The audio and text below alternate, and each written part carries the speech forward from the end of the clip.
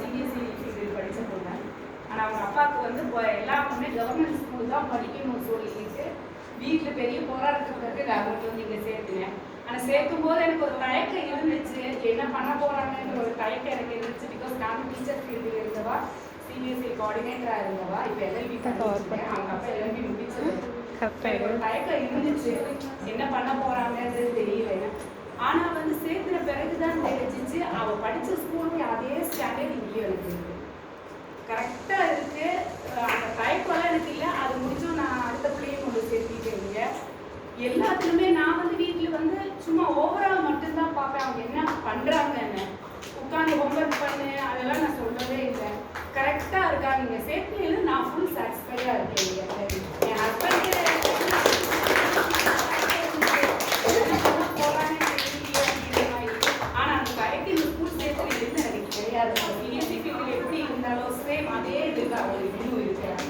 அந்த குடும்பாகட்டும் இதாகட்டும் அந்த குழந்தைகளை நல்லா மோல்டப் பண்ணிட்டு இருக்கீங்க. அது நான் ரொம்ப சாட்டிஸ்ஃபைடாக இருக்கேன்.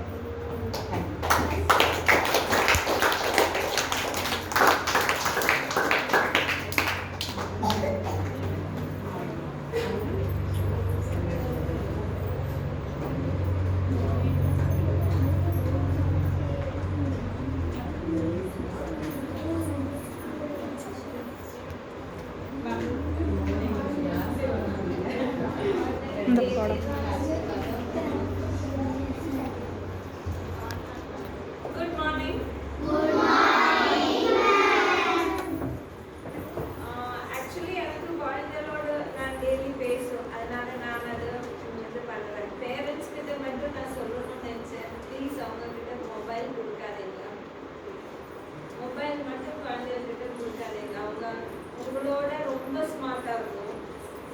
அதெல்லாம் ஒரு லெவல் வரைக்கும் நல்லா இருக்கும். அதுக்கப்புறம் போகிறது கொஞ்சம் கஷ்டமாக இருக்கும். அப்புறம் நான் இப்போ 2 நாளாக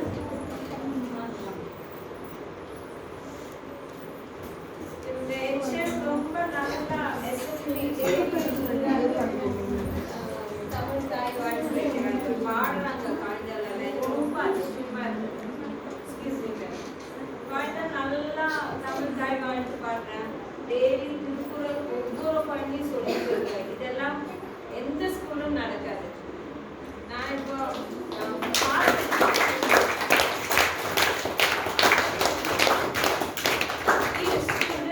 ஈச் ஸ்டூடெண்ட் ஒரு திருக்குறள் சொல்றேன்னா அதுக்கு இவங்க சொல்லி கொடுக்காம அவங்களால முடியாது. அதுக்கப்புறம் ஹார்ட் ஒரு பாட்டு சொன்ன திருப்பி இன்னொரு வந்து ரிப்பீட் பண்ணாம அவங்க பார்த்துக்கிறாங்க. இதெல்லாம் ரொம்ப பெரிய விஷயம். நியூஸ் ரீடிங் இருக்கு. நியூஸ் ரீடிங் குழந்தைகள் ரீட் பண்ணி மற்றவங்க ரிப்பீட் பண்ணுறாங்க. இதெல்லாம் எந்த ஸ்கூலும் கிடையாது. அந்த நியூஸ் ரீடிங்க்கு இம்பார்ட்டன்ஸ் கொடுக்கறதெல்லாம் வேற 1-2 ஸ்கூல்ஸ் கூட. அதனால இங்கே இப்போ பிரின்சிபலை தான் நான் ரொம்ப வாழ்த்துக்கிறேன். இயர்லி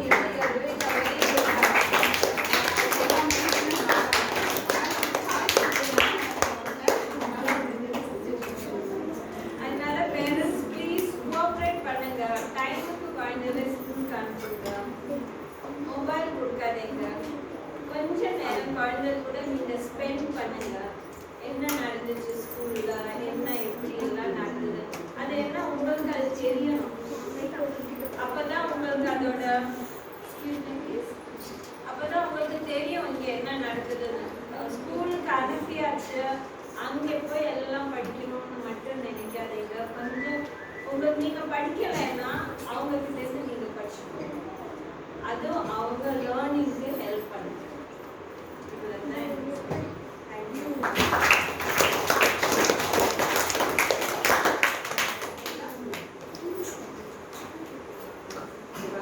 ரொம்ப சந்தோஷங்க. இந்த ஸ்கூலுக்கு வந்ததில் இதெல்லாம் பார்த்தோன்னா ரொம்ப சந்தோஷம். குழந்தைகள்லாம் ரொம்ப ஆர்வமாக இருக்காங்க. அழகாக பேசுகிறாங்க. அந்த பொண்ணு கேட்டோம்னா பட்டு பட்டுன்னு பதில் சொல்கிறாங்க. நல்லா இருக்கேன்.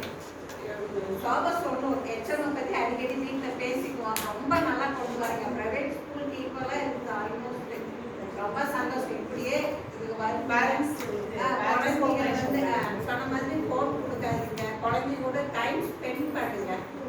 கேர்ள்ஸ் இருக்கிற பேரண்ட்ஸு மஸ்ட்டு என்ன இப்போ குழந்தைக்கு எல்லாம் சொல்லி கொடுங்க.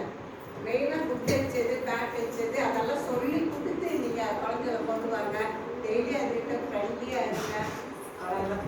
நம்ம குழந்தைங்க நாம தான் நல்லா பார்த்துக்கணும்.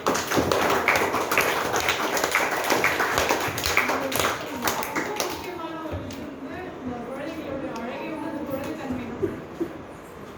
அது போகக்கூடாது. அது அவங்க விட்டு போகக்கூடாது. அதுதான் அவங்களுடைய குழந்தைங்களோட தனிச்சிறப்பே அந்த இன்னசென்ஸ். மனசில் ஒரு அது சொன்னதெல்லாம் பேசிடுவாங்க, ஏதாவது பட்டம் சொல்லிடுவாங்க. அந்த குழந்தைத்தன்மை மாறாம இந்த கள்ளம் கடமைச்சிருந்தா தான் இன்னும் சிறப்பாக மேடம் சொன்ன மாதிரி மொபைல் ஃபோன் அதிகமாக யூசேஜ் இருக்க அறிவு வளருமே தவிர ஒழுக்கம் வந்து குறைஞ்சிட்டே இருக்கு. எதை நோக்கி போகிறோம்? அறிவு நோக்கி போகிறோமா? எப்படி பண்ணீங்க? ஜூம் பண்ணுங்க. ஆனால் உங்கள் பிள்ளைங்க உங்கள் கட்டுப்பாட்டில் இருந்தாங்கன்னா மொபைல் ஃபோன் வந்து அன்டிட்டாச் பண்ணுற மாதிரி ஆயிடுச்சு.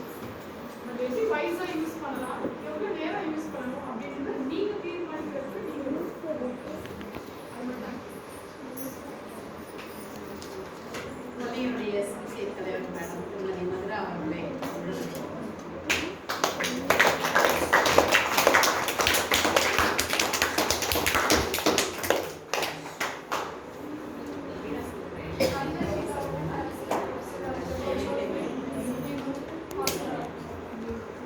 ரொம்ப சந்தோஷமா இருக்கு. நீங்க எல்லாரும் முன்னாடி வந்து எங்க பிள்ளைங்களுக்காக ரொம்ப வேல்யூபுல்லான டைம் ஸ்பெண்ட் பண்ணி சொல்லி தரணும்னு நினைக்கிறது ரொம்ப சந்தோஷம். எங்க ஹாப்பி வெல்கம்.